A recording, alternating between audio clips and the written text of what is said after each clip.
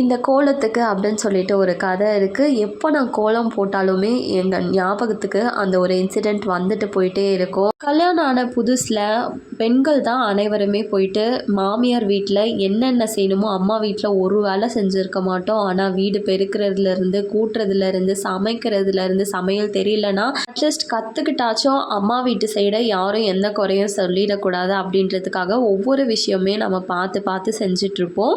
ஆனாலுமே நமக்கு வந்திருக்க மாமியார்கள் எப்படி இருக்காங்கன்னு சொல்லி பார்த்துட்டோம்னா எந்த ஒரு நம்ம வேலை செஞ்சாலும் ஏதோ ஒரு குற்றம் கண்டுபிடிக்கிறதுக்கு தான் இருந்துகிட்டே இருப்பாங்க. கல்யாணம் ஆகி வெறும் 3 மாதத்தில் எங்கிட்ட சண்டை போட்டிருக்காங்க. ஒரு சில மாமியார்கள் பார்த்திங்கன்னா நல்லா அம்மா மாதிரி அமைஞ்சிருவாங்க. ஸோ அவங்களுக்கு பிரச்சனையே இல்லை. ஆனால் ஒரு சில மாமியார்கள் அப்படி நினைக்க மாட்டாங்க. அவங்க பொண்ணு மாதிரி பார்த்துக்கலாம் தான் நாம் செய்கிறதுக்கெல்லாம்.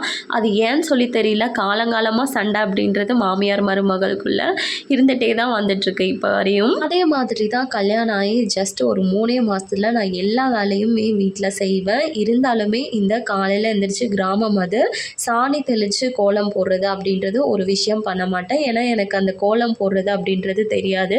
அவங்க ரொம்பவுமே சூப்பராக போடுவாங்க. காலையிலே 5 மணிக்கு எழுந்திரிச்சு எல்லாத்தையும் செய்ய ஆரம்பிச்சிருவாங்க. ஸோ இதில் பார்த்திங்கன்னா நான் வந்து காலையில் எந்திரிக்கிறது இல்லை, கோலம் போடுறதில்ல அப்படின்னு சொல்லிட்டு ஒரு பெரிய இஷ்யூவாகவே அதை பண்ணிட்டாங்க. நமக்கு வரதா இருந்தால் நம்ம கண்டிப்பாக பண்ணுவோம். நம்மளுக்கு போயிட்டு நல்லா படுத்து தூங்கி எந்திரிக்கணும் அப்படின்னு வந்து யாருமே நினைக்கிறது கிடையாது.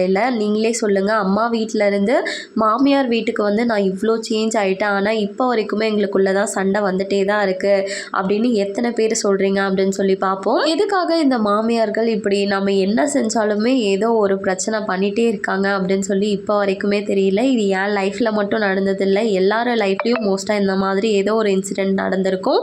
உங்களுக்கும் இந்த மாதிரி நடந்திருக்கா அப்படின்ட்டு கேஸ் நடந்திருந்ததுன்னா உங்களோட ஃபீலிங்ஸை ஷேர் பண்ணிட்டு போங்க. அண்ட் ஃபைனலி மார்னிங் நான் எந்திரிச்சு ஜஸ்ட் மாப் போட்டுட்டு அதுக்கப்புறமா ஒரு கோலத்தையும் குட்டியாக எனக்கு தெரிஞ்ச மாதிரி அழகாக சாக் பீஸில் வந்து போட்டுட்டேன். எனக்கு முக்தூள் அதில் வந்து ஒழுங்காக வராது. ஸோ அதனால் எனக்கு பிடிச்ச மாதிரி ஒரு சிம்பிளாக வந்துட்டு ஒரு கோலம் அப்படின்றத யூடியூப்பை பார்த்து போட்டுட்டேன். அப்படியே இந்த கோலத்தை போட்டுட்டும் மார்னிங் காலையில் வந்து காஃபி போட்டும் குடிச்சாச்சு. அப்படியே இந்த கோலம் நல்லா இருக்கா இல்லையா அப்படின்னு சொல்லிட்டு போங்க. பாய்.